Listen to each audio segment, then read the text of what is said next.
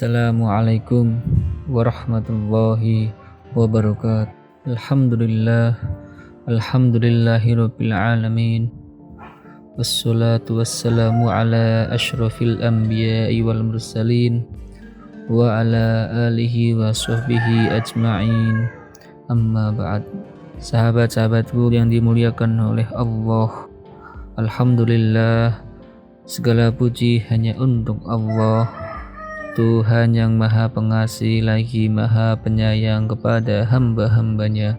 Setiap detik, setiap saat, kita tidak pernah terlepas dari nikmat Allah.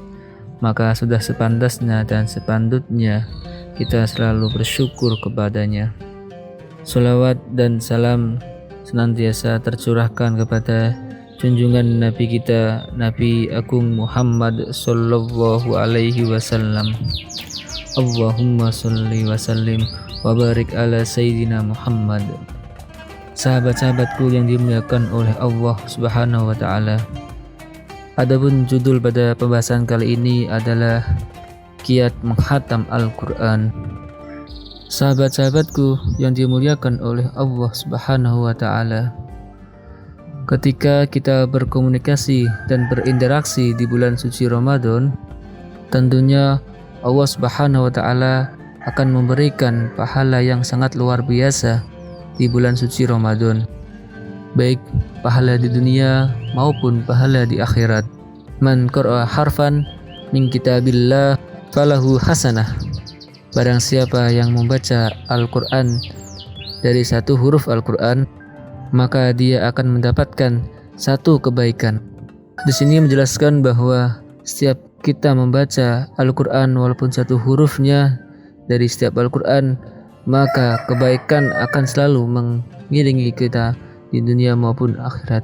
Maka kita sebagai umat Nabi Muhammad seharusnya dan sepatutnya kita selalu dan mencintai Al-Qur'an dimanapun kita berada. Sahabat-sahabatku yang dimuliakan oleh Allah Subhanahu wa taala, banyak keberkahan di bulan suci Ramadan apabila kita menghatamkan Al-Qur'an.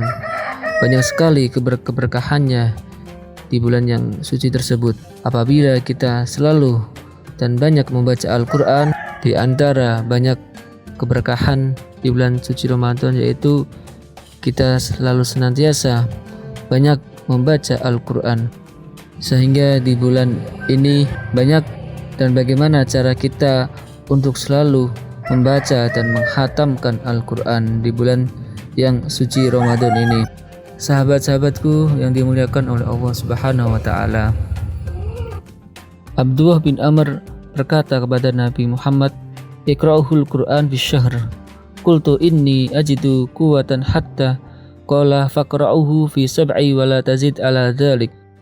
Bacalah atau hatamkanlah Al-Qur'an dalam sebulan. Kemudian Abdullah bin Amr berkata dan bertanya kepada Rasulullah, "Aku mampu menambah lebih dari itu." Kemudian Rasulullah pun menjawab, "Bacalah atau hatamkanlah Al-Qur'an dalam 7 hari, jangan lebih daripada itu." Cerita di atas menjelaskan bahwa Abdullah bin Amr sangat semangat untuk menghatamkan Al-Qur'an. Namun Rasulullah memberitahukan bahwa hatamkan Al-Qur'an dalam 7 hari, jangan lebih dari itu. Sahabat-sahabatku yang dimuliakan oleh Allah Subhanahu wa taala, ada sedikit trik atau tips kita untuk menghatamkan Al-Qur'an di bulan suci Ramadan. Yang pertama, buatlah target yang Anda inginkan untuk melaksanakan atau menghatamkan Al-Qur'an supaya bisa tercapai untuk menghatamkan Al-Qur'annya. Kemudian buatlah target dalam 1 hari untuk menyelesaikan 1 juz Al-Qur'an, karena dalam 1 bulan kebanyakan terdiri dari 30 hari, maka dalam 1 hari ada 5 waktu untuk sholat. Nah, sempatkanlah waktu kalian untuk setiap sholat membaca 2-4 halaman. Kenapa? Agar supaya setiap harinya bisa mendapatkan 1 juz, bahkan lebih dari 1 juz. Apabila kita setiap dari sholat membaca 2-3 bahkan lebih dari 5 halaman. Selanjutnya, Buatlah catatan pada diri sendiri dengan setiap dan sebelum sholat untuk membaca Al-Quran. Kemudian diiringi dengan niat dari hati kita jika ingin menghatamkan Al-Quran. Apabila dalam diri kita, dalam hati kita tidak mau untuk membulatkan niat kita untuk menghatamkan Al-Quran, maka di tengah perjalanan atau bahkan tidak ada niat dalam diri kita, dalam hati kita untuk menghatamkan Al-Quran, susah bagi kita untuk membaca bahkan menghatamkan Al-Quran. Selanjutnya dan yang terakhir, teruslah beristiqomah dalam menghatamkan Al-Quran, karena di setiap istiqomah akan membawa berkah apabila kita selalu senantiasa membaca Al-Quran di setiap waktu kosong, setiap harinya, setiap sholatnya kita bisa istiqomah membaca, memahami dan mentadaburi bacaan Al-Quran. Itulah sedikit trik dari apa yang saya sampaikan pada ceramah ini. Di balik hikmah, di balik menghatamkan Al-Quran, ada banyak hikmah kita dalam menghatamkan Al-Quran.